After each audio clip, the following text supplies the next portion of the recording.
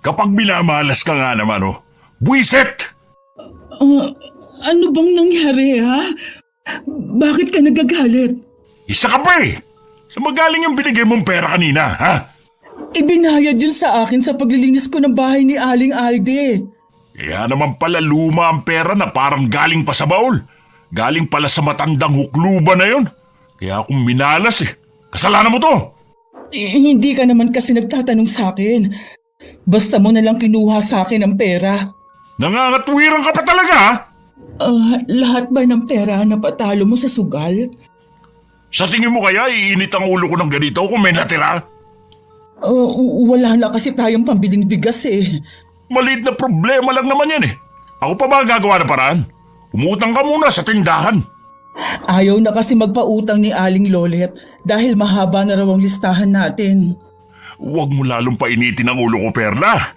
Dahil malilintikan ka talaga sa akin. Kasi naman, may pera na tayo. Pinatalo mo pa sa sugal. Hindi ka ba talaga titigil, ha? Gusto mo tama ka sa akin? Oo na, titigil na ako. Makalayas na nga. Lalo lang masisira ang gabi ko dito. Saan ka na naman ba pupunta? Wala kang pakialam! Makailang beses ko pang tinawag ang asawa kong si Ricky pero hindi na niya ako nilingon. Tuloy-tuloy lang siya sa pag-alis. Siguradong uumagahin na naman siya ng uwi. Binalikan ko na lang ang ginagawa kong pagtutupi ng mga damit namin. Ilang minuto pa lang ang nakakalipas narinig kong bumukas ang pinto. Dahil nakatalikod ako sa gawing yun, inakala kong bumalik ang asawa ko. Ay, mabuti naman bumalik ka. Faye? Ay, ikaw pa lang dumating. Mano po, Nay? Ang itay?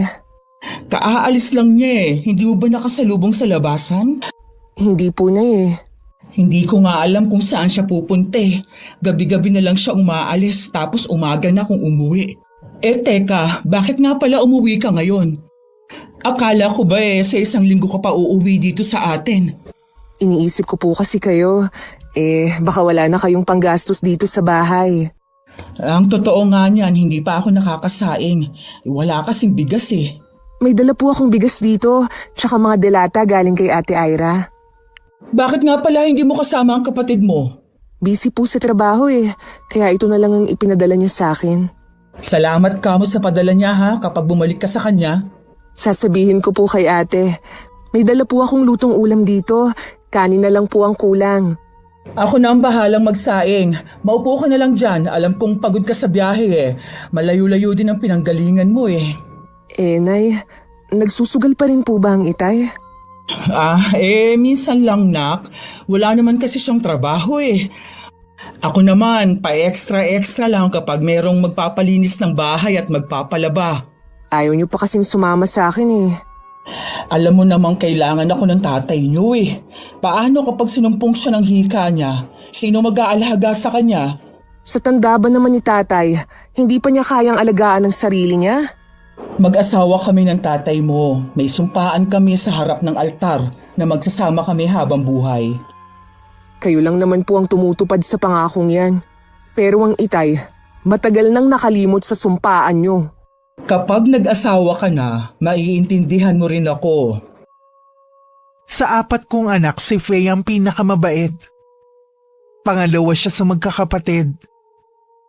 Pareho sila ng ate niya na nagtatrabaho na at sinusuportahan sa pag-aaral ang 2 nilang kapatid. Nakasalukuyang nasa poder ng lola nila.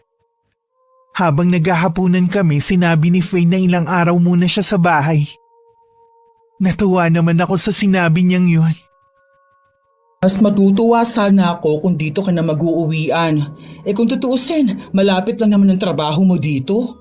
Nag-iipon na po ulit kasi ako para sa pag-aaral ko Talaga palang desidido ka nang magpatuloy sa pag-aaral. Ito lang po kasi ang naiisip kong paraan para mabago ang takbo ng buhay natin Hindi naman masamang mangarap Kaya lang, masyado naman yatang matahyog ang pangarap mo makatapos. Tingnan mo nga ang ate mo, mas ginusto na lang ring magtrabaho. Nakakatulong pa siya sa mga kapatid mo. Iba naman po si ate. Pinili niya yun. Ako naman po pangarap ko talagang makatapos. At suportado naman ako ni ate sa gusto ko. Ikaw ang bahala. Sana lang regular kang nakakapagpadala dito sa amin. Sa totoo lang, hindi na kasi sumasapat ang kita ko sa pang-araw-araw na gastusin namin. Huwag po kayong mag-alala. Padadalhan ko po kayo lagi. Hindi nga lang po ganun kalaki dahil gusto ko na pong makaipon agad. Ay, lagi talagang hadlang yung kagustuhan mo mag-aral para matulungan kami ng itay mo. Dapat nga po noon pa ako nakapag-aral Kung hindi nga lang nawala yung ipon ko. Huwag mo nang balikan ang nakaraan, tapos na naman yun Hindi ko lang po kasi maiwasan na manghinayang. Mahigit 1 taon ko rin pong ipon yun. Tapos ipinangsugal lang pala ni Itay. Hayaan mo lang yun, pero lang naman yun Tsaka, hindi naman ibang tao ang kumuha nun. Yun na nga po Hindi ibang tao ang kumuha. Dahil sa ginawa ni Itay, para na rin niyang pinatay ang pangarap kong makapag-aral. Hindi naman sinasadya yun ng itay mo. Pinagbayaran naman na niya yun Kita mo nga, halos 2 linggo siyang naghirap nun dahil sa hika niya. Hanggang kailan po ba kayo magiging sunod-sunuran kay tatay? Sabi ko nga sa'yo, hanggat wala ka pang asawa, hindi mo ako maiintindihan. Marami naman pong mga mag-asawa dyan, pero hindi naman katulad nyo. Huwag mo naman akong ikumpara sa ibang tao. Iba-iba naman ang mag-aasawa. Ang punto ko lang po, bakit hindi nyo sila gayahin? Ang masasabi ko lang, hindi kami perpekto ng tatay ninyo, pero mahal namin kayo. Patawarin mo ko anak kung hindi sapat ang kakayanan namin para mapag-aral kayo. Naiintindihan ko naman po kayo, pero sana huwag nyo nalang hadlangan ng mga pangarap ko. Oo anak, hindi na kita ko kontrahin sa gusto mong gawin sa buhay mo. Salamat po, Nay. Pangako po, kapag nakatapos ako ng pag-aaral ihahango ko kayo sa hirap. Ay salamat anak, napakaswerte ko talaga sa'yo. Aminado naman ako na malaki ang pagkukulang ko sa mga anak ko. Kaya lang sa katulad ko na hindi nakatapos dahil sabi nga ng lola nila, mas inuuna ko pa ang barkada at pakikipagnobyo noong araw. Kaya siguro wala din akong pangarap sa mga anak ko. Kinabukasan maliwanag na nang dumating si Ricky sa bahay. Hindi rin niya maitago ang pagkagulat nang madatnan si Faye sa bahay namin. Aba, may bisita pala tayo. Kailan ka pa dumating? Kagabi lang po, Tay. Mano po pala? Bakit ikaw lang ang umuwi? Abala po kasi sa trabaho si ate Sina Winwin po at Kim may pasok pa po sa eskwela. Wala na talaga kaming aasahan sa ate mo. Kung ayaw niya kamong umuwi dito sa atin, mabuti pa mag-asawa na lang kamo siya. Wala pa po sa isip ni ate ang pag-aasawa. Wala rin naman siyang silbing anak Pagkatapos namin siyang alagaan at palakihin, hindi man lang siya tumanaw ng utang na loob sa amin ng nanay niya. Siya naman po ang nagpapaaral sa 2 pa naming kapatid Dapat lang naakuin na niya ang pagpapaaral. Ayaw naman niya magbigay sa amin Hindi naman po kasi ganun kalaki ang kita ni ate. Sapat lang po talaga para matustusan ang pag-aaral ng 2. Ang tigas din kasi ng ulo niya Binibigyan siya ng pagkakataon na guminhawa ang buhay niya. Ano ginawa niya? Tumakas! Hindi po talaga gusto ni ate na makapangasawa ang kumpare nyo. Mas matanda po sa inyo si Mang Natoy Sino po bang magkakagusto sa isang lalaki na mahigit sa kalahati ang tanda sa kanya? Hindi kasi nag-iisip yung ate mo. Palibhasa kasi mahina rin ang kukote katulad ng nanay niyo.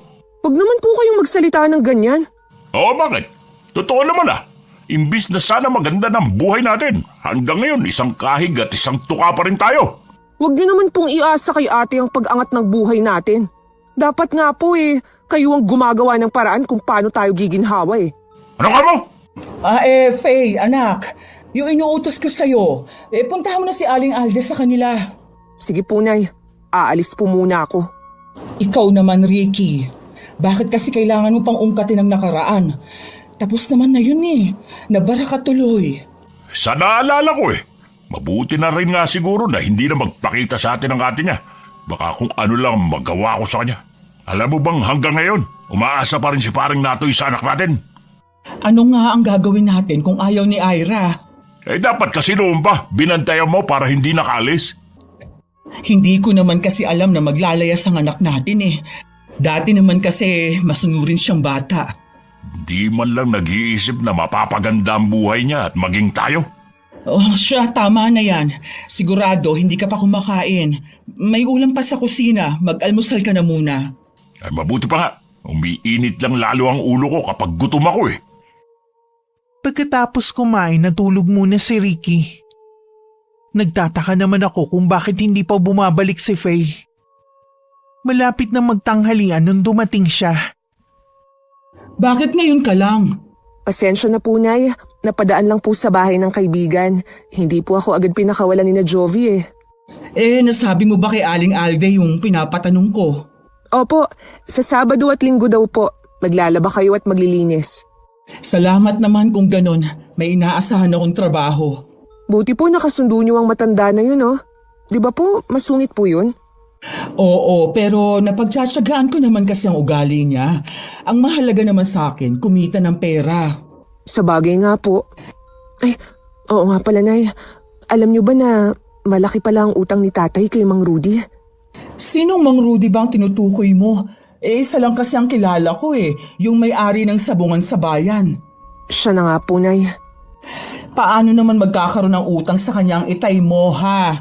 Hindi nga sila magkakilala. Baka naman namali ka lang ng pakinig. Hindi po ako nagkamali lang. Malaki po talaga ang utang ni Itay sa kanya dahil sa sabong. Hindi naman marunong magsabong ang itay mo. Tsaka malaki ang taya sa mga ganon. Tong-its at kwaho lang ang nilalaro ng ama mo. Malay po natin. Natuto na rin siyang magsabong. Kung may utang na po siya kay Mang Rudy, malamang matagal na po siyang nagsasabong. Baka nga po lulong na rin siya. Kakausapin ko ang itay mo mamaya kapag nagising siya. Sana nga, hindi totoo yan. Sana nga po. Dahil hindi po maganda ang naririnig ko tungkol kay Mang Rudy. Tungkol sa mga may utang sa kanya. Ano ba ang sinasabi nila sa taong yun? Bigla na lang daw nawawala ang mga taong may utang sa kanya. Sabi pa po nila, malaking grupo daw ang kinabibilangan ng grupo ni Mang Rudy. Diyos ko, huwag naman sanang mangyari yun sa tatay mo. Noon pa kasi, sinasabi na namin ni Ate Ira, walang maidudulot na magandang pagsusugal ni Itay. Sinasabihan ko naman ng itay ninyo. Kaya lang hindi naman nakikinig. Nagagalit pa nga sa akin Lagi pa akong pagbabantaan na sasaktan. Kapag nagkataon na malaking problemang kakaharapin ni Itay. Pati tayo sigurado na madadamay. Huwag ka muna magsalita ng tapos. Hintayin muna natin na makapagpaliwanag ang itay mo. Teka nga lang, titingnan ko kung gising na siya.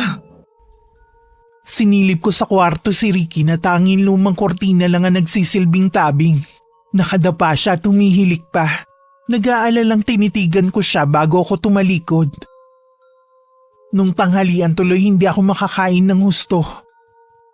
Laman ng isip ko ang tungkol sa sinabi ng anak kong si Faye. Hapon na magising si Ricky. Mabuti naman, nagising ka na. Umalis na ba ang anak mo? Hindi pa. Kinukumbinsi ko nga na dito na lang sa atin umuwi Matigas din ang ulo ng batang yun parang ate niya. Ay, ano nga palang ulam natin? Pritong isda at munggo. Mabuti meron tayong matinong ulam ngayon. Sana laging ganito. Ricky, meron sana akong gustong itanong sa'yo. Tungkol saan? Totoo bang nagsasabong ka rin? Ha? Paano mo nalaman ang tungkol sa bagay na yan? Hindi na mahalaga kung paano ko nalaman. Magsabi ka nga ng totoo. Malaki daw ang pagkakautang mo kay Rudy. Totoo ba? Ay, huwag kang mag-alala. Mababayaran ko rin siya. Sa dami ng tao, sa kanya ka pa talaga nagkautang. Hindi mo ba alam na hindi magandang reputasyon ng Rudy na yon? May kinalaman daw siya sa mga nawawalang tao na may utang sa kanya. Huwag kang maniwala sa mga naririnig mo. Wala namang katotohanan yun Baka ibang grupo lang ang may gawa ng sinasabi mo. Hindi mo pa rin maiaalis sa akin na mag-alala. Bakit naman kasi pati sabong pinasok mo na rin? Sinasamahan ko lang naman si paring Orly. Libangan lang naman May utang ka nga sa Rudy na yon. Paano kung may masama siyang gawin sa'yo, ha? Hati naman kami ni paring Orly sa utang namin. Maliit lang na halaga yun. Nakakapag-alala pa rin. Pwede ba? tigilan mo na yung pagsasabong mo at kahit anong sugal pa. Sino ka naman para pagbawalan ako, ha? Wala kang pakialam sa bisyo ko.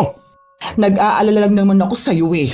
Kapag nagkataon, madadamay pati kami ng mga anak mo. Pambihira ka naman, Perla. Kung ano-ano na agad ang pumapasok sa utak mo. Malis ka nga muna sa harapan ko, nalibadbaran ako sa'yo. Baka mawalan ako ng gana kumain. Baka hindi ko malunok tong kanin at ulam. Sana naman, sa pagkakataong ito, makinig ka naman sa akin. Oo na, kapag nabayaran ko na yung utang ko, hindi na ulit ako magsasabong. Siguro naman, titigilan mo na ako niyan. Duda pa rin ako sa sinabi na yun ng asawa ko. Alam kong lulong na siya sa sugal kaya hindi niya agad mahihinto ang ginagawa niya. Nang sumunod na araw naman umalis na si Faye. Kami na lang ulit mag-asawa sa bahay. Mabuti na lang kinuha na ako regular na tagalaba at tagalinis ni Aling Alde. Ito na nga pala ang bayad ko sa'yo sa 2 araw. Maraming salamat po, Aling Alde. Malaking tulong po ito sa akin. Kung hindi nga lang ako naaawa sa'yo hindi kita kukunin para maglaban ng mga damit at maglinis itong bahay ko. Tatanawin ko pong malaking utang na loob itong ginagawa ninyo. Hanggang ngayon ba wala pa ring trabaho ang asawa mo? May hika po kasi si Ricky kaya hindi po makapagtrabaho. Ang mga anak mo naman, lalo na yung pangalawa mo, nag-aaral na ba siya? Umextra din kasi yun sa akin hindi ba? Sabi niya nag-iipon siya para makapag-aral. Yung 2 ko pong anak nasa lola nila. Yung si Ira at Faye po, mga nagtatrabaho na. Hindi po natuloy si Faye na mag-aral. Medyo kapos pa rin ho kasi Ganun ba? Sayang naman. Mukhang matalino pa naman ang batang yun. May balak pa naman po siya. Sa ngayon nag-iipon muna siya at tumutulong din sa mga kapatid na nag-aaral. Maswerte kayo dahil mababait ang mga anak ninyo.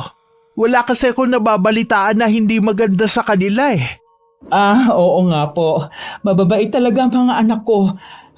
Sige po, aalis na po ako ha. Babalik na lang po ako sa susunod na linggo.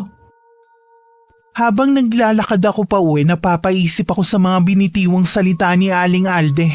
Pakiramdam ko meron siyang pakahulugan sa mga sinabi niya. Hindi siguro lingid sa kanya kung anong meron sa pamilya namin. Ipinagkibit balikat ko na lang yun. Mas kailangan kong kumita kaysa isipin ng opinyon sa amin ng mga tao. Pagdating sa bahay, naroon na si Ricky. Mabuti naman, dumating ka na. Kanina pa kita hinihintay Bakit mo naman ako hinihintay? Kailangan ko kasi ng pera. Naniningil na kasi yung kakilala ni paring Orly Akala ko ba hindi ka na magsusugal? Baka mabawi ko pa ang natalo ko. Lagi mo na lang yung sinasabi, pero hindi ka naman makabawi. Lalo ka pang nalulubog sa utang. Kaya ako lalong minamalas Kontra ka ng kontra. Ang mabuti pa, ibigay mo na lang sa akin ang kinita mo ngayon. Hindi pwede. Ibabahid ko to sa tindahan para makapagbawas-bawas naman. Ibabalik ko din sa'yo kapag nanalo ko. Lagi mo na lang bukang bibigyan, pero hindi mo naman binabalik. Huwag mo nga painitin ang ulo ko, Perla. Ibigay mo na sa akin at hinihintay na ako ni paring Orly. Hindi ko ibibigay sa'yo to. Ako ang nagpapakahirap sa pagtatrabaho, tapos ipang susugal mo lang. Ganon Hayop ka talaga. Ganyan ka na ba talaga kasugapa sa pagsusugal, ha? Oo, kaya sa ayaw at sa gusto mo, ibibigay mo sa akin ang kinita mo. Ibalik mo yan sa akin. Mahuwa ka naman sa akin. Hindi! Akin na to! Magtrabaho ka na lang ulit! Hindi ako papayag na kunin mo. Akin na sabi yan. Hindi ka ba talaga titigil, ha? Itong sayo! Sama mo! Ricky! Ibalik mo sa akin ang pera ko! Bahala ka dyan! Hinihintay na ako ng mga kasama ko! Ricky! Bumalik ka dito! Napalupasay na lang ako sa sahig sa harap ng pintuan. Wala na akong pakialam kung narinig ng mga kapitbahay namin ng pag-aaway naming mag-asawa. Sanay naman ako na lagi kami pinag-uusapan. Abot tenga naman ng ngiti ni Ricky habang nagmamadali papuntang sabungan. Mabuti na lang talaga may pera si Perla. Babawi ako ngayon. Nakakapagtaka lang. Tuwing pumapasok sa kay Tandang Alde, lagi na lang amoy baol. O di kaya naman, amoy luma itong pera niya. Kasing amoy na rin niya ang pera niya. Di bale, pera pa rin to. Pangpusta din to sa laban. Dahil hindi naman kalakihan ng dalang pera, ipinusta lahat yun ni Ricky sa isang laban.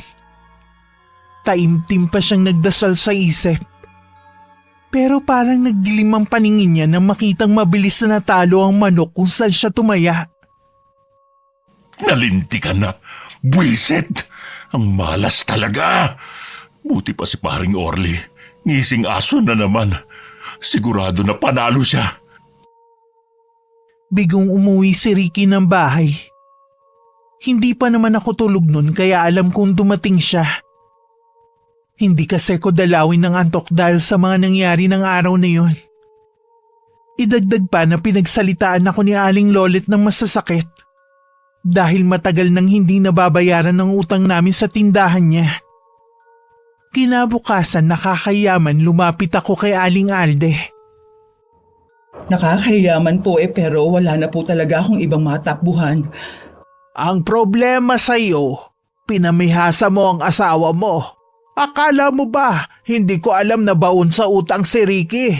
Kung ako ang tatanungin mo hindi na siya makakaahon pa sa kumunoy na kinasasadlakan niya. Hindi ko naman po siya pwedeng pabayaan na lang.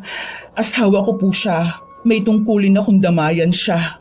Sa nakikita ko sa iyo mas mahalaga pa ang asawa mo kaysa sa mga anak mo. Mahalaga po sa akin ang mga anak ko. Kaya lang po, mas kailangan ako ng asawa ko ngayon. Sana naman matauhan ka na bago pa mahuli ang lahat. Mawalang galang na po. Kung hindi niyo po ako mapapahiram ng pera, aalis na lang po ako. Pahihiramin kita. Gusto ko lang kasi na marinig mo ang sasabihin ko. Baka sakaling malinawan ang isipan mo. Pasensya na po. Hanggat maaari po kasi ayokong may nakikialam sa pamilya ko. Alam mo ba, oras na humingi ka ng tulong sa ibang tao. Para mo na rin silang binibigyan ng pagkakataon na makialam sa iyo. Alam ko naman po yun. Kung meron lang po ako hindi ko magagawang lumapit sa inyo kahit na kanino. Masyado rin kasing mataas ang pride mo Gusto mong tulungan ka. Pero ayaw mong nakakarinig ng payo. Kung sakali man po na pauutangin ninyo ako, babayaran ko rin po sa inyo kapag dumating si Faye. Sige, papahiramin kita. Salamat po, Aling Alde. Pangako po, pagbubutihan ko po ang pagtatrabaho ko sa inyo. Malaki-laki ang pinahiram sa akin ni Aling Alde na pera. Alam ko na mahihirapan akong ibalik agad yun. Pero hindi ko na muna iniisip. Ang mahalaga may pambayad na ako sa tindahan. Pag-uwi ko wala si Ricky. Siguro umalis na lang nang makitang walang pagkain. Gabi na nang dumating ang asawa ko. Akala ko lasing lang siya. Nagulat na lang ako nang bigla siyang natumba sa harapan ko. Sino bang bumugbog sa'yo? Ano bang kasalanan mo sa kanila? Si paring Natoy, ang may gawa nito sa akin. May 3 siyang kasama. Ha? Bakit nila ito ginawa sa'yo? Huwag mong sabihin nangutang ka na naman sa kanya. Hindi ko maiwasang mangutang Tsaka, hindi ko naman alam na yung pinahiram sa akin na pera ni paring Orly. Galing pala sa kanya. Hindi ka man lang ba tinulungan ng kumpare mo o kahit na sinong tao doon? Hindi. Kita mo nga na umuwi lang ako mag-isa dito sa bahay. Nangutang nga lang ako kay Aling Alde kanina para may pambayad tayo sa tindahan. Pinahiya ba naman ako ni Aling Lolet sa mga tao? Akala mo naman milyon na ang utang ko. May natira pa ba sa yung pera? Wala na. Ipinambayad ko na lahat sa utang. Kung may natira man, ibinili ko na ng bigas natin. Ano na gagawin ko, Perla? Nagbanta si paring Natoy na kapag hindi ako nakapagbayad sa kanya, matindi pa dito ang dadanasin ko. Yan na nga bang sinasabi ko eh. Ayaw mo naman kasi nasasabihan ka. Paano kung patayin ka niya? Kaya nga, tulungan mo ko. Paano kitang tutulungan? Kita mo ngang wala rin akong regular na trabaho at may utang pa ako kay Aling Alde. May mga anak kasi tayo hindi na mamasahan, lalo na si Ira. Ano naman ang maitutulong ng anak nating si Ira? Malaki may tutulong niya. Alam mo naman na matagal nang may gusto sa kanya si paring Natoy eh. Alam mo namang ayaw ni Ira. Ayaw na nga umuwi dito eh. Gumawa ka naman ng paraan, Perla. Kapag hindi ako nakapagbayad ng utang, baka makita mo na lang akong palutang-lutang sa ilog dito sa atin. Ikaw naman kasi, matagal ko na sinasabi na tigilan mo na ang pagsusugal mo. Ipinaabot mo pa talaga na malagay sa peligro ang buhay mo. Huwag mo na nga ako sisihin. Tulungan mo na lang ako mag-isip kung paano ko mababayaran ng utang ko. Susubukan kong makahiram ulit kay Aling Alde o kahit kanino. Malaki ang utang ko, Perla. Tingin ko, hindi sapat ang mahihiram mong pera kung may makukuha ng kanga. Susubukan ko sa abot ng makakaya ko. Tingin ko kasi, ang anak lang nating si Ira makakasalba sa akin. Napatitig na lang ako kay Ricky na may halong kaba. Alam ko kasing meron siyang gustong ipagawa sa akin. Sa kabila ng nangyari sa kanya, hindi pa rin mapigilan ang paglabas niya ng bahay para magsugal. Masakit na ang ulo ko kakaisip kung paano masusolusyonan ang problema namin. Nadatnan ako sa ganung ayos ni Faye. Mabuti naman din halo mo kami. Kumusta mga kapatid mo? Ayos naman po sila. Si ate po stay in sa bago niyang pinapasukan. Mas malaki po kasi ang sahod niya sa bagong trabaho eh. Kailan kaya makakauwi dito ang ate mo? Gusto ko kasi siyang kausapin eh. Ang totoo po niyan, wala na pong balak umuwi dito si ate. Kinukutuban daw po kasi siya ng masama eh. Ganun ba kasama ang tingin niya sa amin ng tatay niya, ha? Hindi niyo po siya masisisi. Muntik na siyang mapahamak ng dahil kay tatay. Tapos, imbis na ipagtanggol niyo siya, si tatay pa talaga ang kinampihan niyo. Hindi niya kasi naiintindihan. Gaganda kasi ang buhay niya kay paring Natoy. Matutulungan pa niya ang tatay niyo. Sa paraan niyo kasi parang ibinebenta niyo na si ate. Maawa naman po kayo sa kanya. Anak, may malaking problema ang itay mo ngayon. Kapag hindi niya nabayaran ang utang niya, baka kung anong gawin sa kanya. Nung isang gabi nga umuwi siyang bugbog sarado. Hindi naman po kasi siya marunong madala eh. Bakit pati kami kailangang madamay sa ginagawa ni tatay? Wala namang magtutulungan kundi tayo eh. Kausapin mo naman ang ate mo. Hindi ko po gagawin yun. Para ko na rin ipinahamak si ate. Kung ganon, tulungan mo na lang akong mag-isip kung paano magkakapera. Kailangan na po ba talaga ni tatay? Yung pera pong nasa bahay yung iniipon ko para nga sa pag-aaral ko eh. Hindi ko alam kung sasapat po yun. Kahit magkano pa yon, makakatulong na rin yun sa tatay mo. Sige po, bukas po kukunin ko sa bahay. Salamat anak ha. Maaasahan ka talaga. Sana naman po magbago na ang itay. Lagi ko namang ipinagdarasal ang itay mo na magbago na pero hindi ata ako pinakikinggan. Huwag po kayong magsasawang manalangin. Maririnig din po niya ang mga dasal niyo. Nang gabing yun hindi umuwi si Ricky. Kanina pa ako kinakabahan na baka may masamang nangyari sa kanya. Pareho kaming nasa sala ni Faye nang dumating ang 3 lalaki. Hindi ko sila kilala pero hinahanap nila ang asawa ko. Lahat ng sulok ng bahay hinalughog nila habang takot na takot kami mag-ina. Binantaan pa kami bago sila umalis. Ay salamat naman at hindi nila tayo sinaktan. Si tatay lang naman ang kailangan nila eh. Nasaan na ba kasi ang tatay mo? Bakit hindi pa siya umuwi? Mabuti na rin po na hindi muna umuwi si tatay. Paano kung nadatnan siya ng mga taong yun? Kilala niyo po ba sila? Hindi ko sila kilala, ni hindi ko nga sila namumukaan kung taga rito ba ang mga yun. Ipablotter kaya natin sa barangay ang nangyari ngayong gabi. Baka hindi tayo pansinin. Marami na kasing record ang itay mo dahil sa hindi pagbabayad ng mga utang. Kesa naman po habang buhay tayong matakot. Ang solusyon lang na naiisip ko ay ang makabayad ang itay mo. Ang problema nga po, masyadong malaki ang utang ng itay. Hindi natin yun mababayaran agad. Hindi ko na nga alam ang gagawin ko eh. Siguro kapag dumating ang itay mo, yayayain ko siyang umalis sa kami sa lugar na to. Baka ako pang maunang mamatay sa kanya. Halo-halo na ang nararamdaman kong takot at pag-aalala ng mga oras na yun. Hindi rin ako nakatulog nung gabing yun.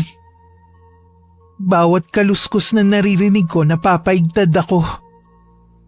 Kinabukasan, nadatnan ko na si Faye na tulalang nakatingin sa kawalan. Hindi pa ba dumarating ang itay mo? Hindi pa po eh. Madilim pa lang po eh, bumangon na ako. Nagbabakas sakaling dumating siya ng maaga ngayon. Ay, ang mabuti pa umalis ka na. Ako na lang ang maghihintay sa tatay mo. Aalis po ako, pero babalik din po ako agad. Kukunin ko lang yung perang naipon ko. Pasensya ka na anak kung pati ikaw nadamay sa problema ng tatay mo. Sabi niyo nga po, pamilya na tayo. Tutulong po ako sa abot ng makakaya ko. Sana lang po, Nay, huwag niyo nang pilitin si ate na gawin ang gusto niyo. Maawa na po kayo sa kanya. Oo anak, hindi na. Aalis ka na ba ngayon? Opo, hinihintay ko lang po kayong magising. Mag-iingat ka ha. May kumakatok anak sa pinto. Baka ang tatay mo na yan. Ako na lang po ang magbubukas. Sana naman ang itay mo na yan. Tay! Buti umuwi na kayo. Bakit ang tagal niyong buksan? Ay, mabuti naman nakauwi ka na, Ricky. Kagabi pa kami nag-aalala sa'yo. Nandun kasi ako sa bahay ng kaibigan ko. Kahapon kasi, habang naglalaro kami ng baraha, may tumimbre sa akin na parating daw mga tauhan ni Mang Rudy. Mabuti na nga lang, nakaalis kagad ako. Sila nga yata yung nagpunta dito kagabi. Mabuti na nga lang, hindi kami sinaktan ng anak mo. May nagpunta rito kagabi? Oo, nagbanta pa nga. Kailangan mo daw makipagkita sa kanila at bayaran ng utang mo. Anak nang, saan naman ako kukuha ng mahigit kalahating milyon? Ano, Tay? Ganun kalaki ang utang nyo? Sa iisang tao lang ba yun? Oo anak, ganun kalaki ang utang ko kay Mang Rudy. Hindi ko naman kasi alam na malululong ako sa sabong na yan eh. Tay naman, saan tayo kukuha ng ganun kalaking pera? Kahit ibigay ko sa inyo ang ipon ko, barya lang yun sa utang nyo. Kaya nga baka pwede niyong kumbinsihin ng ate Ira mo na pumayag na sa gusto ni paring Natoy. Kapag pumayag siya, handang bayaran ni pare ang mga utang ko at kakalimutan na rin niya ang utang ko sa kanya. Kayo ang may utang. Dapat kayo ang gumagawa ng paraan. Wala na nga akong maisip na paraan. Mabuti pa nga siguro mamatay na lang ako. Tutal wala naman kayong pakialam sa akin eh. Huwag mong sabihin yan, Ricky. Hindi ko kakayanin kapag may masamang mangyari sa'yo. Doon na rin ako pupunta. Kung hindi papayag ang anak mo. Pero hindi ako makahinga. Faye, inaatake ng hika ang itay mo. Kunin mo ang gamot niya sa kwarto, dali! Natataranta namang sumunod si Faye. Noon lang ulit sinumpong ng hika si Ricky. Gusto ko sana siyang dalhin sa ospital pero tumanggi siya. Magpapahinga na lang daw siya. Noong araw ding yun, pinuntahan ko si Ira. Pumayag ka na, anak. Kung kinakailangan lumuhod ako sa'yo, gagawin ko. Bakit niyo ba ginagawa sa akin to? Lumayo na nga ako eh. Pinuntahan niyo pa ako rito. Hindi ka ba naaawa sa tatay mo? Pwede siyang mamatay. Kasalanan naman niya lahat. Bakit kailangan ako magbayad? Huwag mong kalilimutan, ama mo pa rin siya. Utang mo sa kanya kung bakit ka nabubuhay ngayon. Bakit? Ginusto ko ba na mabuhay? Hindi naman ah. Lalong hindi ko ginusto na kayo ang maging magulang ko. Kung pwede sanang pumili, hindi kayo ang gugustuhin ko. Pareho kayong walang kwenta. Huwag mo kong masigaw-sigawan. Anak lang kita. Kahit paulit-ulit mo akong saktan, hindi na magbabago pa ang pagtingin ko sa inyo ng itay. Hindi nyo na nga kami nagawang alagaan. Gusto nyo pa akong ipambayad sa utang? Akala mo naman, hindi ka makikinabang. Mayaman si paring Natoy. Kaya niyang ibigay sa'yo marangyang buhay. Hindi ko kailangan ng pera niya kung galing naman sa masama. Gaga! Pera pa rin yun. Hindi na mahalaga kung saan galing. Ang mahalaga, maisasalba nun ang buhay ng itay mo. Makakapag-aral na rin si Faye at ang dalawa mong kapatid. Mag-isip ka nga, Ira. Kayo po ang mag-isip, Nay. Isipin niyo rin kami. Wag lang puro si tatay. Kung siya lang pala ang mahalaga sa inyo, sana po hindi niyo na lang kami inuluwal sa mundong ito. Mahalaga rin kayo sa akin, kaya nga gusto kong mabuo ang pamilya natin. Mangyayari lang yun kapag nakabayad ng itay nyo. Lalayo na tayo at magbabagong buhay. Hindi na ako bata para maniwala sa inyo. Kahit kailan din, hindi na magbabago ang itay. Lulong na siya sa sugal mula pa noon. Kamatayan na lang siguro ang makakapagbago sa kanya. Hindi ako papayag. Kung kinakailangan kaladkarin kita, gagawin ko. Ililigtas mo ang tatay mo sa ayaw at sa gusto mo. Kinausap ko rin ng lola nila na nanay ni Ricky. Kinumbinsi niya ang anak kong si Ira. Dahil may sakit din ng matanda at alam kong mahal ni Ira ang kanyang lola, pumayag na rin ang anak ko. Tandang-tanda ko pa ang araw na sumama siya kay paring Natoy. Umiiyak at puno ng galit ang tingin niya sa amin ng kanyang ama.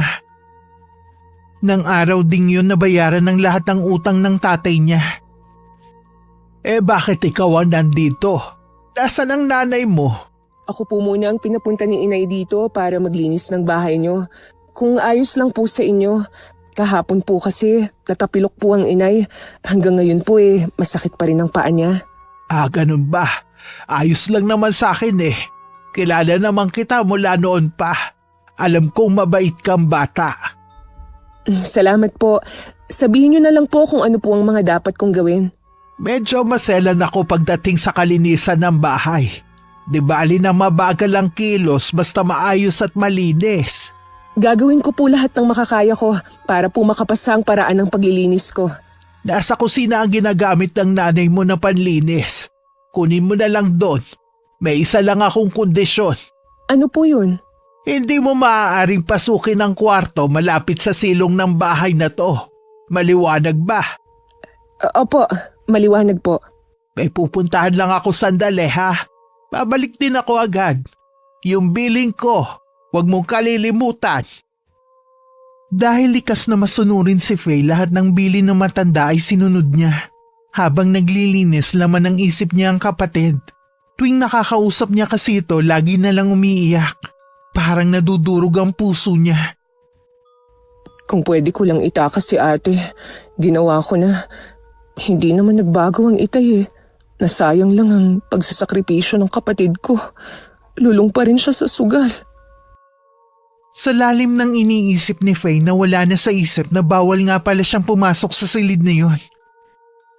Nasa loob na siya na mapagtanto ang maling nagawa. Anong klaseng silid to? Bakit ang daming kandilang itim?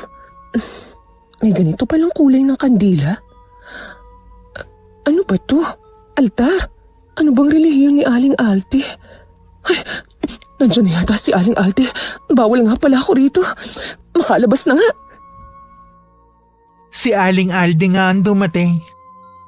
Tingin naman ni Faye walang nahalata sa kanya ang matanda. Hanggang makauwi siya sa bahay, iniisip pa rin niya ang nakita sa ipinagbabawal na silid. Napagod ka siguro sa paglilinis sa bahay ni Aling Alde. Kanina ka pa kasi tahimik dyan Ganon din ako nung unang araw na naglinis ako. Ay, ang laki ba naman ng bahay niya? Mabuti na lang po nakapasa ang paglilinis ko sa kanya. Siguro naman ilang araw pa gagaling na rin tong pa ako. Sayang rin kasi yung kay Aling Alde. Kaya nga ikaw munang ipinalit ko. Baka mamaya makahanap siya ng iba. Sa bagay, wala namang tatagal sa kanya. Napakasuplada at napakasungit ba naman? Nay, di ba merong bulong-bulungan tungkol kay Aling Alde? Totoo kaya yun? Na ano? Baka daw mangkukulam ang matandang yon? Dati naniniwala ako pero mula nang nakapaglinis ako sa kanya, hindi na ako naniniwala sa sabi-sabi. Di ba? Sa kanya ka kumukuha ng mga pwedeng ibenta sa junk shop noon? Opo, kanina lang naman ako nakapasok sa bahay niya eh. O di ba? Wala naman kakaiba. Luma na nga lang talaga. Pati mga gamit kasing tanda na rin niya. Isa nga po yun sa napansin ko kanina habang naglilinis ako. Tsaka, yung isang kwarto, bawal daw pong pasukin. Oo, bawal nga talaga. Minsan nga, tinanong ko, nagalit lang sa akin. Ayaw raw niya na maraming tanong. Kapag daw sinabi niyang bawal pasukin, sumunod na lang. Huwag mong sabihing pinasok mo. Hindi po, Nay. Ayoko naman na masira ako kay Aling Alde. Tama yan, anak. Wala nang nagtitiwala sa atin dito eh. Tingin ng mga tao sa atin sobrang sama na. Dahil po ba sa nangyari kay ate? Oo, binenta daw namin ang itay mong kapatid mo. Kumakahusga naman. Akala mo mga may alam sa nangyari. Totoo naman po ang sinasabi ng mga tao eh. Pati ba naman ikaw, Faye? Kumakampi sa mga taong yan? Sa tingin nyo, ano ang tawag sa ginawa nyo kay ate? Pinilit nyo siyang makisama sa taong hindi naman niya gusto. Kapalit ng utang ni tatay. Hindi naman nagbago ang itay eh. Mas lalo pa siyang nalulong dahil meron siyang pinagkukuhanan. Hindi lang naman para sa tatay ninyo ang ginawa namin. Para din sa ate mo. Ang ganda na ng buhay niya ngayon Hindi na niya kailangan magpakakuba pa sa pagtatrabaho.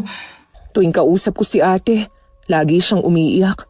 Ilang beses din niyang sinabi na mabuti pang mawala na lang siya. Sabi niya lang yon. Masasanay rin siya sa buhay niya ngayon.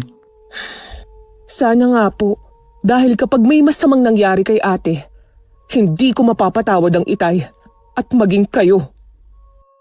Nasundan ko na lang ng tingin si Faye habang palabas ng bahay. Nakakaramdam din naman ako ng usig ng konsensya dahil sa ginawa ko kay Ira. Pero pakonsuelo ko na lang na iligtas ko naman ang asawa ko.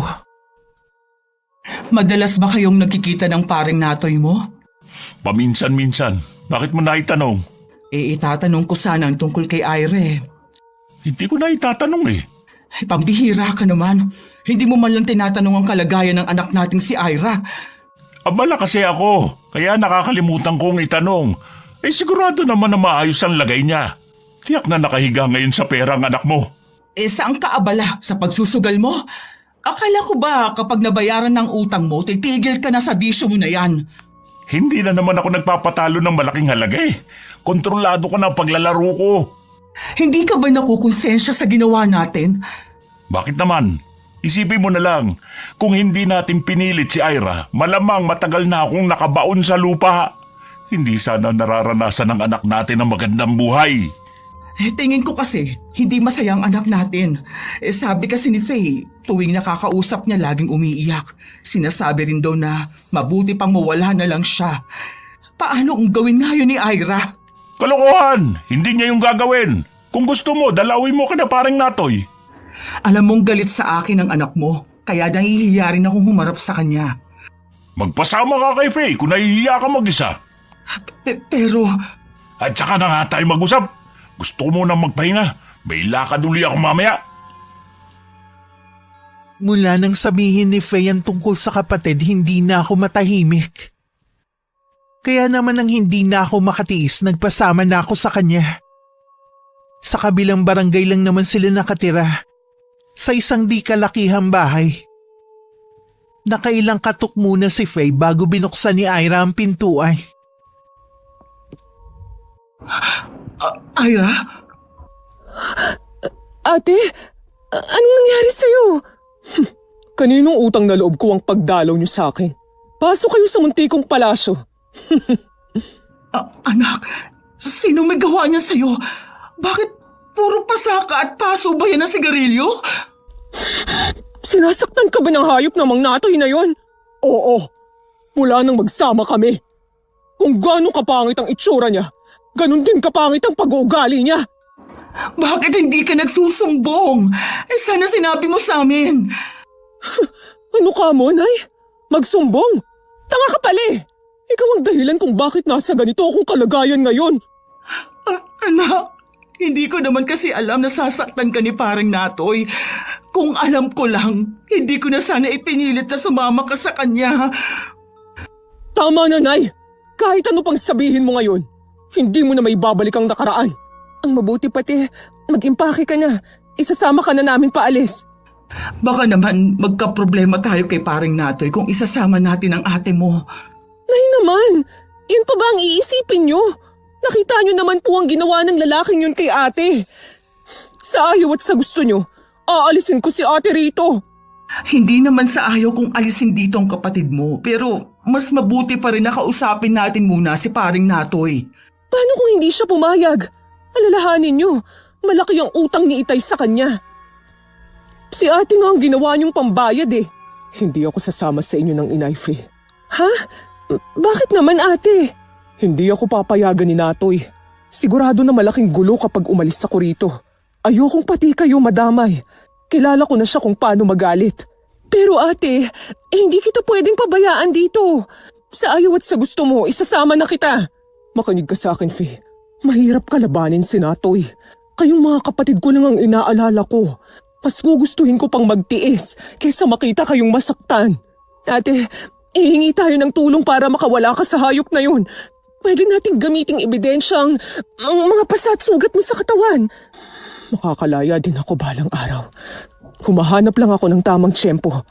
Ayoko lang kasi na pati kayo madamay. Bakit hindi pa ngayon? Baka mamaya, pagbalik niya dito, saktan ka na naman niya. Kaya ko pang magtiis ng konti. Siya nga pala, yung baul sa bahay ni Lola, sa ilalim ng higaan. Para sa'yo yun. Hindi na nga rin pala ako nakakadalaw sa dalawa nating kapatid. Ikaw na munang bahala sa kanila, ha? Huwag mo silang pababayaan. Oo, ate. Ako na ang bahala sa kanila.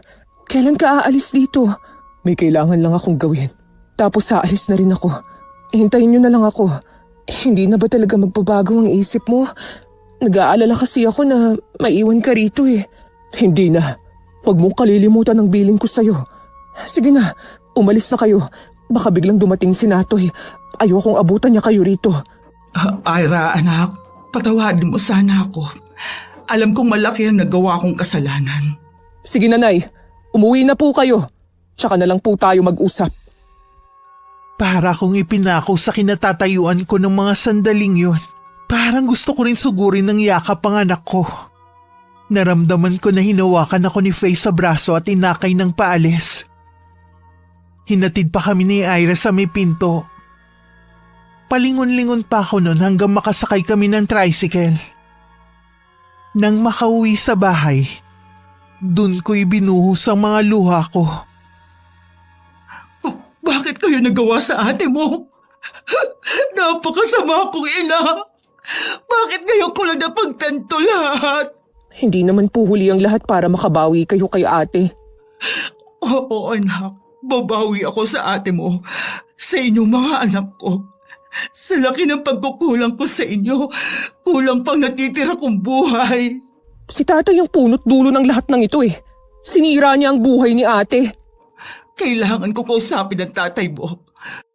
Saan na naman kaya siya nagsusugal? Kapag dumating po si ate, magpapakalayo-layo na kami. Hindi na kami babalik sa lugar na to. Sumama na po kayo sa amin. Oo anak, sasama na ako sa inyo. Sa pagkakataong ito, kayo naman ang pipiliin ko. Bahala na ang tatay ninyo sa buhay niya. Hindi na ako papayag na kayo magbayad sa mga utang niya. Salamat po, Nay. Natauhan na rin kayo. Hindi po kayo magsisisi na kami ang pinili nyo. Kasalukuyan pa kami nag-uusap ng anak ko nang dumating si Ricky. Nagtataka naman na pinaglipat-lipat niya ang tingin sa amin. Pinisil ko pa ang braso ni Faye. Bilang pahiwatig na kailangan niya maging mahinahon. Anong drama to? Galing kami kay Ira kanina. Hindi magandang lagay niya. Alam mo bang nananakit pala yung kumpare mo? Ay, kasalanan din naman ni Ira eh. Ibig sabihin, alam niyo ang nangyayari kay ate? Nakita niyo sana ang itsura niya kanina. Puro pasa at paso ng sigarilyo. Tapos sasabihin niyo kasalanan pa ni ate. Buong akala ko mapapabuti ang kalagayan ng anak natin sa piling ng kumpare mo. Ikaw lang pala ang mapapabuti. Kung alam ko lang na magiging miserable ang buhay ni Ira, sana pinabayaan na lang sana kita na patayin ang mga taong naghahanap sa'yo. Oy, Perla, kilala kita. Hindi mo ako matitiis na basta na lang mamatay. Mas mahal mo pa nga ako sa sarili mong buhay eh. Mas gugustuhin mo pa nga na malayo sa mga anak natin kaysa sa akin. Nagising na ako sa katotohanan. Masahol ka pa pala sa hayop. Pinagsisisihan ko ang ginawa kong pagpapabaya sa mga anak ko. Matagal na akong nabulag sa'yo. Pagkakataon ko naman na bumawi sa kanila. Kung ano man yang binabalak nyo mag-ina, huwag nyo nang ituloy. Hindi nyo alam kung paano magalit si paring Natoy. Pabayaan nyo na lang si Ira. Masasanay din siya sa buhay na meron siya ngayon. Masasanay sa pananakit ng demonyong yon? Palibhasa magkasimbalahibo kayo ng kumpare mo. Pareho kayo ng likaw ng bituka. Hindi ako papayag na magtagal pang pagmamalupit niya sa anak natin. Bakit? Anong gagawin mo, ha? Kung ako sa'yo, magbago ka na kung ayaw mo madamay. Huwag mo ko tinatakot. Hindi mo ko kaya kahit magsama pa kayo ng anak mong lambutin. Lumayas ka dito! Hindi ka namin kailangan! Wala kang karapatan na palayasin ako sa bahay na ito. May karapatan din ako rito.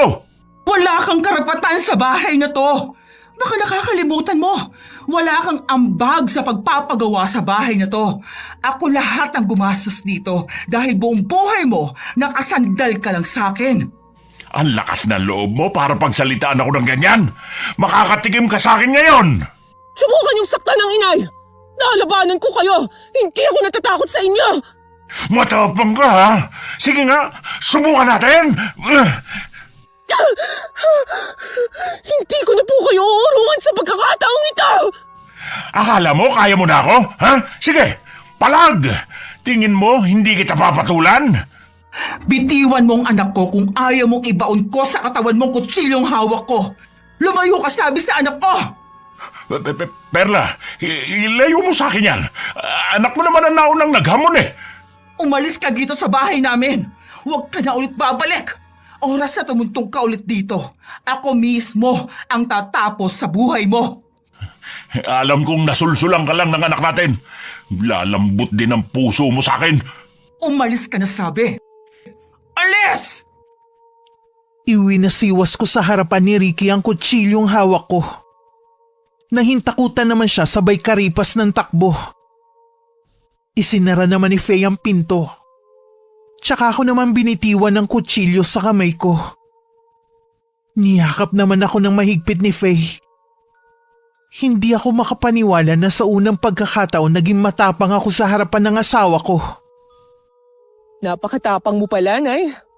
Ngayon lang, dahil nagising na ako sa katotohanan, hindi na uli ako papayag na maging sunod-sunuran sa tatay ninyo.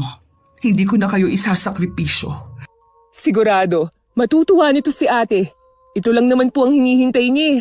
Ang maramdaman na mahalaga rin kami sa inyo. Kapag hindi pa rin umuwi ang ate mo bukas, pupuntahan na natin at babawiin natin siya sa lalaking yon. Opo, Nay. Magsama po tayo para hindi na makapalagang taong yon. Sana pala anak, hindi na natin siya iniwan doon. Kilala ko po si ate. Hindi rin po natin siya mapipilit na sumama sa atin.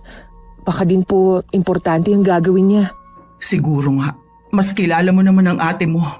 Alam ko, gusto niyo nang makita si ate. Konting panahon na lang naman po, magkakasama na tayo. Kinabukasan nagmamadali kaming gumayak para mapuntahan na namin si Ira sa kanila. Kakaiba ang nararamdaman ko ng mga sandaling yon. Bakas na sa mukha ko ang pagkainip sa paghihintay na lumabas si Faye sa kwarto. Bigla naman dumating si Ricky na malungkot ang mukha. Inismeran ko lang siya. Tara na po, Nay. Baka hinihintay na tayo ni ate. Tay, anong ginagawa niyo rito? Halika na, huwag mo nang pasinin ang tatay mo.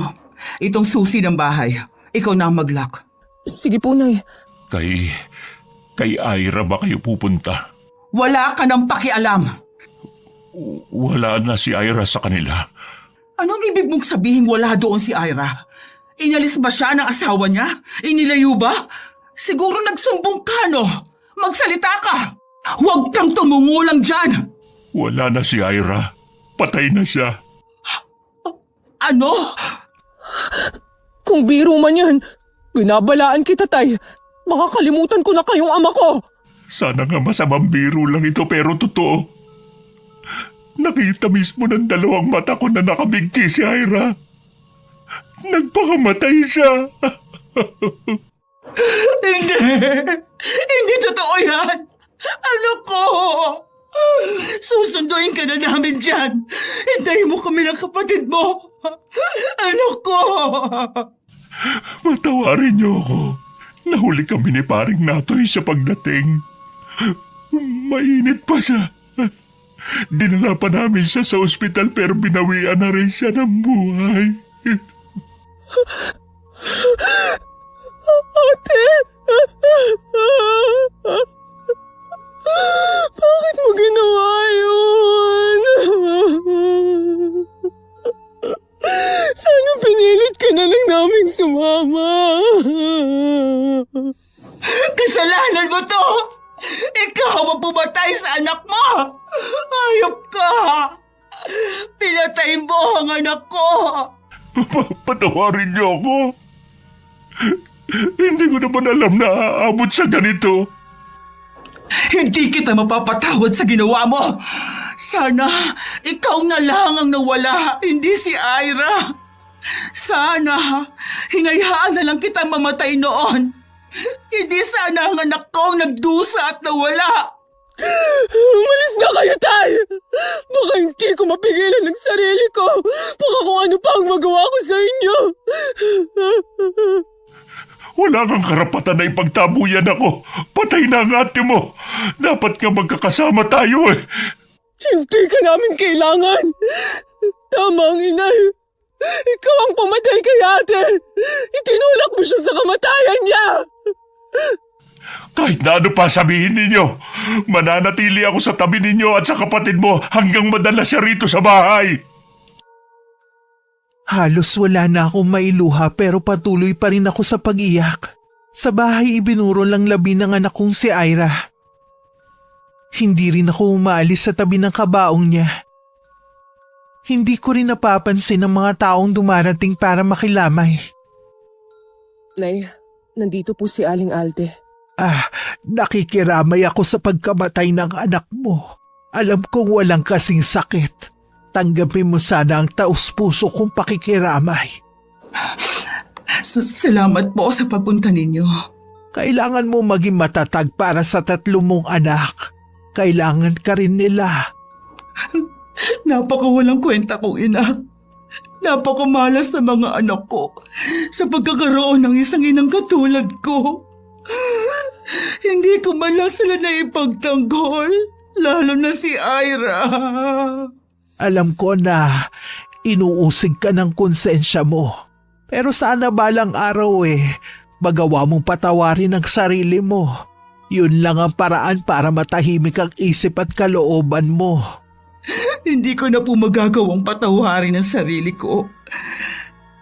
Gusto kong pagbayaran ang lahat ng kasalanan ko habang ako'y nabubuhay.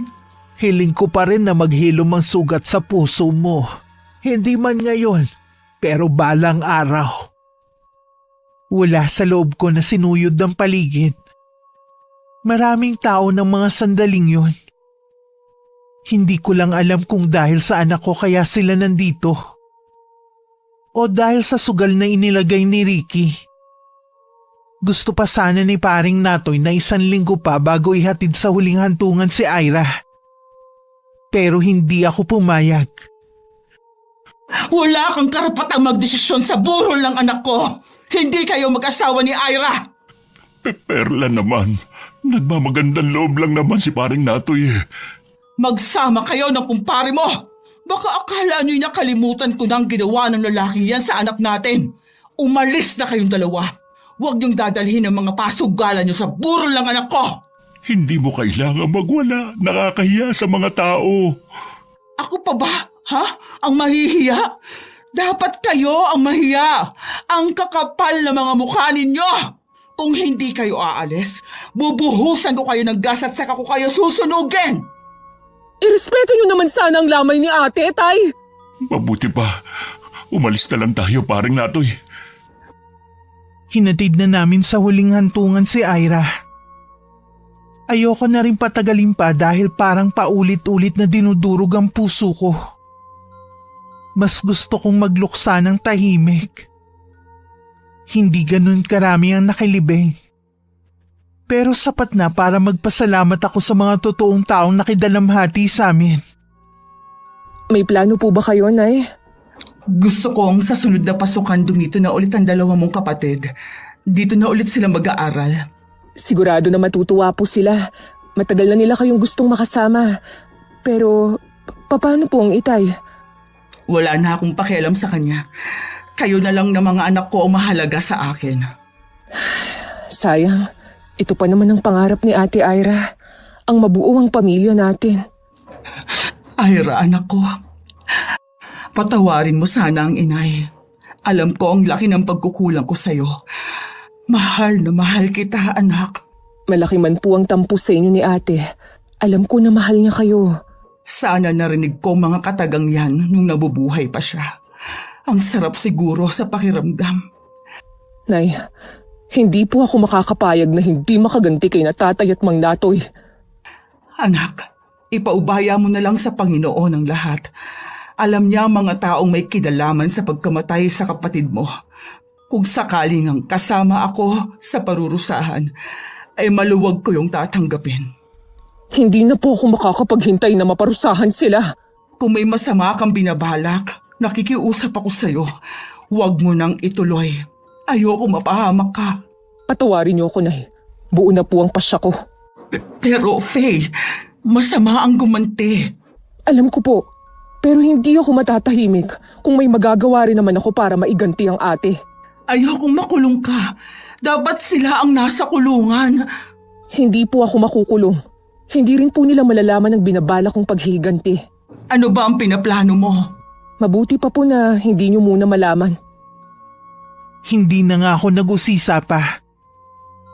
Isang araw nagpaalam si Faye na pupunta lang sa bahay ni Aling Alde. Hindi naman ako nag-isip ng kung ano. Kahit kasi masungit na matandang babae na patunayan ko rin na busilak ang puso niya. Malamang nakita mo ang loob ng silid kung saan kita pinagbawalan na pumasok. Hindi ko naman po sinasadya na makita ang loob. Wala rin po akong pinagsabihan. O sige, pero hindi biro ang hinihingi mo sa akin, ha? Handa po ako na habang buhay magsilbi sa inyo. Basta po ibigay niyo lang po ang kahilingan ko. Hindi naman ako hihingi ng pabor sa gagawin ko kung sakali Ang gusto ko lang naman masiguro kung hindi ka magsisisi pagkatapos. Hindi ko nga po sila nakitaan ng pagsisisi sa ginawa nila sa kapatid ko. Ganon din ang gagawin ko. Huwag mo sanang kalilimutan, ama mo pa rin si Ricky. Kahit kailan naman po, hindi siya nagpakaama sa amin Wala siyang kasing sama, kaya tama lang ang gagawin ko sa kanya. Kung desidido ka na talaga, gagawin ko na ang sinasabi mo. Kukulamin ko si Natoy at Ricky. Sana nga, huwag mo itong pagsisihan. 1 linggo na ang nakakalipas nang mabalitaan namin ng pagkakasakit ni paring Natoy. Nagpapagamot daw ang lalaki sa iba't ibang doktor para malaman ang totoong karamdaman niya. Hindi ko inaasahan na pag-uwi ko may balita akong madadatnan. Saan po kayo galing, Nay? Kanina ko pa po kayo hinahanap Galing ako sa puntod ng ate mo. Dinalaw ko siya. Bakit mo nga pala ako hinahanap? Kasi po, patay na si Mang Natoy. Kanina lang umaga. Ang bilis talaga ng karma sa taong makasalanan. Sa wakas, nakaganti na ang ate mo. Mas maganda sana kung naghirap din siya gaya ni Ira. Sa tingin ko po, naghirap din siya. Hindi lang natin nakita ang pagdurusa niya. Ano ba ang dahilan ng agaran niyang pagkamatay? Nakailang doktor na daw po siya pero wala pa rin nakatuklas sa sakit niya. Hanggang sa sumusuka na raw siya ng dugo. Naubos na nga raw ang pera sa pagpapagamot Hindi kaya nakulam si paring Natoy? At kung totoo nga, dahil sa pagpapagamot niya, mas lalong napadali ang buhay niya. Kung totoong nakulam siya, Tama lang po yun sa kanya. Nakalimutan ko na kung meron nga palang batas ng tao, meron din kulam para sa ating mga mahihirap. Masaya ka ba sa nangyari kay Mang Natoy? Magsisinungaling ako kung sasabihin kong hindi ako masaya. Pero alam mong hindi maganda na magsaya dahil sa kamatayan ng ibang tao. Alam ko po, hindi pa rin maiibsan ng pagkamatay niya ang pagkawala ng ate. Magtapat ka nga sa akin, Faye. May kinalaman ka ba sa nangyari sa kanya? Ito ba ang sinasabi mo na igaganti mo ang ate mo? Wala po akong alam sa nangyari sa kanya. At isa pa po, hindi ako naniniwala sa ganyan. Siguro nga, sa dami ng mga ginawa niya ng masama, ang isa sa kanila ang nagpakulam sa kanya. Para akong nabunutan ng tinik sa pagkawala ni paring Natoy. Sa kaibuturan ng puso ko, umaasa pa rin ako na magbabago si Ricky. Hindi para makipagbalikan ako kundi para sa sarili niya. Kontento na ako sa mga anak ko. Wala akong kamalay-malay na si Ricky na pala ang susunod. Mas matinding parusa ang naghihintay sa iyo. Mararanasan mo ngayon ang ganti ng iyong anak. Uumpisan ko na yon. Ang litrato mo ang gagamitin ko. Ilang linggo ko na ring hindi nakikita si Ricky. Akala ko tuluyan na siyang nawalan ng pakialam sa amin. Nang bigla siyang sumulpot sa bahay. At unang napansin ko sa kanya ay ang pagbagsak ng katawan niya. Perla, wala na kasi akong mapuntahan eh. Nasaan ang mga barkada mo sa sugalan? Bakit hindi ka sa kanila humingi ng tulong? Nakikiusap naman ako sa'yo. Pangako magbabago na ako. Tanggapin mo lang uli ako rito sa bahay. Ilang beses ko nang narinig sa'yo na magbabago. Namatayan na tayo ng anak. Hindi ka pa rin nagbabago. Magbabago na nga ako. Bigyan mo naman ako ng isa pang pagkakataon. Kayo lang ang pamilya ko. Kaya ka lang naman lumalapit sa amin ngayon dahil wala na ang kumparing Natoy mo. Wala ka rin namang mapapala sa amin eh. Kung wala ka na mapuntahan, umuwi ka na lang sa nanay mo. Matanda na siya. Kailangan niya ng kasama. Uuwi na kasi ang dalawa kong anak dito sa bahay. Talaga bang wala na akong halaga sa'yo? Sa tingin mo, sa dami ng sakripisyo ko sa'yo, ni isa doon, hindi mo man lang nasuklian. Pati ang anak natin na wala nang hindi man ako nakakapagbayad sa mga pagkukulang ko. Wala na tayong magagawa. Magsisihan man tayo, hindi na natin maibabalik ang buhay ni Ira. Hindi na nga! Pero sana maiiwasan yon kung hindi ka naging suga para sugal. Kaya nga magbabago na ako eh. Gusto ko mabuo ulit ang pamilya natin. Huwag ka nang umasa pa. Wala ka ng pamilyang babalikan. Nakikiusap ako sa iyo, Perla. Huwag ka munang tumalikod. Mag-usap muna tayo. Nagmistula akong bingis sa mga pagmamakaawa ni Ricky. Masyado nang napuno ng puot ang puso ko. Akala ko umalis na siya pero nasa labas pa rin siya ng bahay namin. Naghihintay kung kailan ko papapasukin. Hindi pa rin po umaalis ang itay sa labas. Mukha din po siyang may sakit. Sinabi ko sa kanya na umuwi na siya sa nanay niya. Dahil mawawala na siya ng kasama, oras na umuwi pa dito ang dalawa mong kapatid. Galing nga po pala ako kay Lola kahapon. Kinuha ko kasi yung ibinili ni ate. Alam niyo po ba kung ano yung laman ng baul? Pera po ang laman, Nay. Inipon po niya para pang gastos natin kung sakali na mawala siya. Hanggang sa huli sandali, kayo pa rin ang inaalala niya. Kung hindi namatay ang ate mo, nasisiguro kung magiging mabuti siyang ina balang araw. Hindi lang yan nakayanan ng kalupitan ni Mang Natoy. Sana, nandun ako sa tabi niya. Baka sakaling lumakas ang loob niya para lumaban. Habang buhay ko nang dadalhin sa puso ko ang ginawa ko sa kapatid niyo. Nakikiusap po ako sa inyo, Nay. Kahit anong mangyari, wag na wag niyong tatanggapin dito ang itay. Dahil kung hindi, lalayo kami ng mga kapatid ko. Hindi mo kailangan sabihin yan sa akin. Buo na ang desisyon ko na hindi na ulit tatanggapin ang itay ninyo. Baka lumambot na naman ang puso niyo sa kanya eh. Isipin niyo sana lagi ang mga masasama niyang ginawa. Nararamdaman kong hindi na magagawa pang magpatawad ni Faye sa kanyang ama. Paglabas ko ulit ng bahay, wala na si Ricky. Marahil umuwi na siya sa nanay niya. Wala naman kasi siyang ibang mapupuntahan. Matapos ang 1 linggo, tinawagan ako ng nanay niya para papuntahin sa kanila.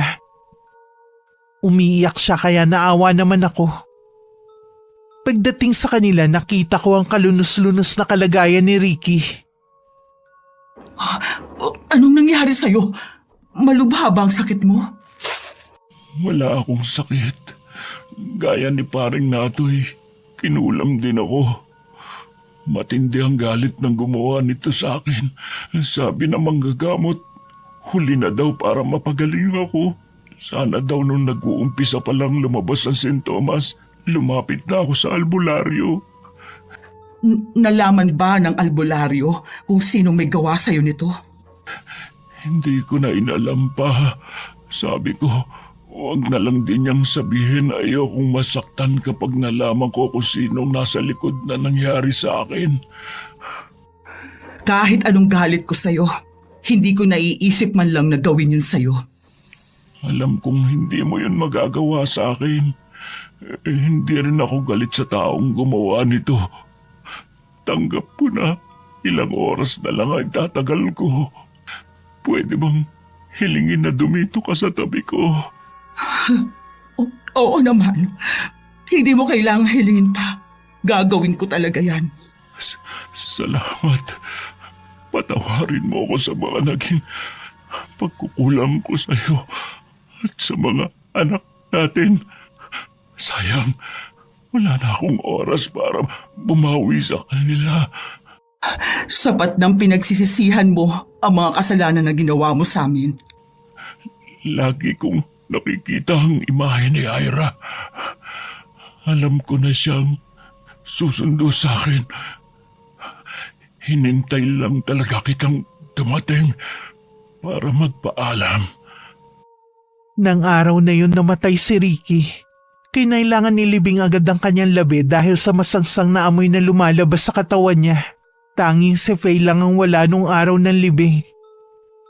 Hindi man niya aminin, alam kong siya ang nagpakulam sa sarili niyang ama. Nadala lang ako ng matinding galit ko kay tatay at kay Mang Natoy. Tama lang naman po ang nangyari sa kanila, diba? Mali pa rin ang ginawa mo. Kayo nga, paulit-ulit na nagkakamali. Pero pinapatawad ko pa rin kayo. Bakit ako? Minsan lang po gumawa ng masama. Hindi niyo magawang palampasin. Anak, natatakot lang ako na baka karmahin ka sa ginawa mo. Ayoko may masamang mangyari sa'yo. Hindi ko nakakayanin kung pati ikaw mawawala sa akin. Huwag po kayong mag-alala. Hindi ko na po yun gagawin ulit.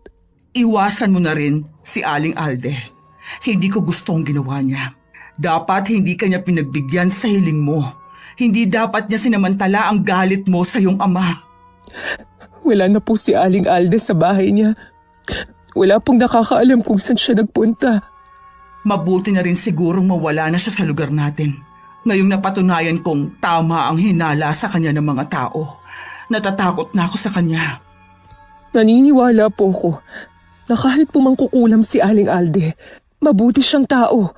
Kahit minsan po, wala naman tayong nabalitaan na kinulam niya o sinaktan niyang taga rito, maliban kay Naitay at Mang Natoy. Kung tatanungin niyo po ako, gugustuhin ko pa rin po siyang makita. Marahil tama si Faye. Mabuting tao si Aling Alde. Wala naman kasi siyang ipinakitang masama sa akin noon. Lumipas ang maraming taon. Hindi na muling nagpakita sa lugar namin na matandang babae. Nakatapos na rin si Faye sa pag-aaral. At siya na ang sumusuporta sa mga kapatid niya. Ako naman patuloy sa pagsisisi. Dahil sa mga nagawa kong kasalanan noon. Wakas. Okay, shoutout po tayo. Shoutout kay Gina Lynn Tel-E. Shoutout sa Lovino family and Luna family. Hi sa mga anak ni Mark Balingit, kay Boss Kenji at Marisha. Hello kay Sweet Corn. Hi kay Marian Leonisa. Hi kay Karima from Saudi Arabia. Hi sa mga anak ni Jessie Rada na sina Ryan, Jerome, Lawrence, Feb Deliosa at sa mga apo mo. Maraming salamat sa laging pakikinig. Shoutout sa Buates family from Calbayog, Malilipot, Albay. Hi kay Amanda Joyce Page. Hello kay Najea, Genevieve, Bernadette, Marjorie and Aljon ng Mangray Commissary from Tapia, General Trias, Cavite.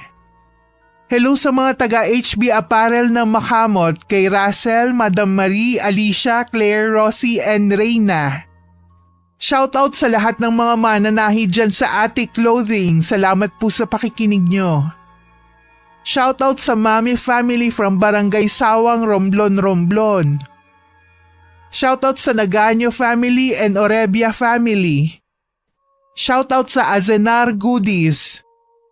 Hello kay Princess Zaira Cacha from Calamba. Hello kay Milagros Sampanya from Singapore. Shoutout sa Roma Santa family and Palyera family. Hello kay May Panganiban from Dubai. Shoutout kay Nena, Rose Ann Salve, Joy at kay Kimberly Caballero at sa buong Baller Sportswear ng Almansa Dos Las Piñas City. Hello kay Tinay, Jacob, Joffer, Epe, Persing, Loren at Danica from Pasay City. Hi kay Corazon Villanueva from Bago City. Hello kay Kenneth and Clent Lael from Lenny na nasa Brunei. Shoutout din sa mga kasama mo dyan sa trabaho. Hello po sa inyo. Hi kay Jeneline Jacobe from Rizal. Hello kay Elizabeth Dunca from Pampanga. Hi kay Ami Viray. Hi kay Angelina Ignacio. Shoutout sa Mutia family from Misamis Oriental. Hi kay Benny Ocampo and Ocampo family from Tagaytay. Shoutout sa Rivera family and Solis family at sa mag-asawang sina Ann and Ronnie Solis from Nueva Ecija. Hi kay Marie Chris Ramos na laging nakikinig. Hello sa mga anak at asawa ni Charmaine Basmayoruelo na sina B-Boy, Zidrick and Jeric Bandola. Hello kay Benji Bustalino, ingat sa biyahe from Beth ng Taguig. Hi kay Limay, ingat ka palagi. Shoutout sa AJJ Garment ng Dapdap Tarlac at hello kay na Joanne, Melanie, Alex at kay Nanay Evie. Hello kay Leones TV 44 from Baras Rizal. Hello sa Legaspi family and Borton family from Caloocan City. Hello kay Cecilia Ico at sa Ico family ng Sitio Pandan, Anupul, Bamban, Tarlac. Palakas po kayo ma'am, salamat sa pakikinig. Hi kay Sofia. Shoutout sa Dakyado family, Kaday family, Andoy family, Hardin family, Gomez family and Seriales family. Salamat po sa pakikinig niyong lahat. Hi kay Lirin Alama from Pampanga. Shoutout sa lahat ng katrabaho ni Ramilen Abraham sa Toys R Us sa Tugigaraw. Shoutout kay na Amorada Donald Gok Leofer Bourbon from Saudi Arabia. Hello kay Elizabeth Maramot from Manghinaw Proper, Bawan, Batangas. Hi kay Basanta Mila from Pangdan. Hello kay Joe Contreras from San Rafael, Bulacan. Shoutout sa Vivar family from Real, Calamba. Hi kay Kiyumi from Sagay City, Negros Occidental na nasa Oman ngayon. Hi kay Mama Mercedes Gabato at kay Mary Ann Gabato. Hi kay Myra Madrelejos from Legazpi. Shoutout kay Zeldon Siga Vlogs. Hi kay Jensky Ereher. Hello kay Inang Ausa at sa mga anak mo na sina Mira, Ella, Janville at sa asawa mong si Rosmel from Lipa, Batangas. And shoutout sa Deloro family and Gonzaga family. Maraming salamat po sa pagsuporta nyo at pakikinig. Hanggang sa susunod, ingat, God bless.